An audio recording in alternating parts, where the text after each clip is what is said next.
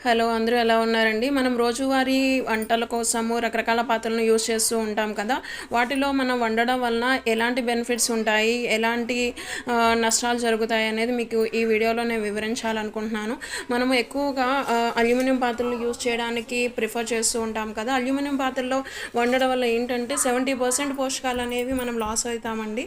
So, దీనివల్ల మనకు 30% పోషకాలనేవి మనకు ఫుడ్ నుంచి మనకు అందుతాయి. అలాగే మనం స్టీల్ కూడా వాడుతూ ఉంటాం కదా! స్టీల్‌లో మనం వండిన పదార్థాలకి ఏంటంటే ఎక్కువ ప్రయోజనాలు యాడ్ అవ్వవు. అలాగే మనం లాస్ కూడా అవ్వము.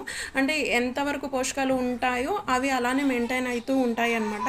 సో, మరిన్ని బెనిఫిట్స్ కోసం మనం ఎక్కువ ప్రయోజనాలు రావాలి, ఫుడ్‌కి యాడ్ అవ్వాలి అంటే గనక మనం ఐరన్ కళాయిలని యూజ్ చేయాలి అండి. సో, దీనిలో మనము వండడం వల్ల ఏంటంటే ఆ ఫుడ్‌కి ఐరన్ కంటెంట్ అనేది యాడ్ అవ్వడం వలన మోర్ బెనిఫిట్స్ అనేవి మనకి వస్తూ ఉంటాయి. మనము సో, కాబట్టి మనం రోజు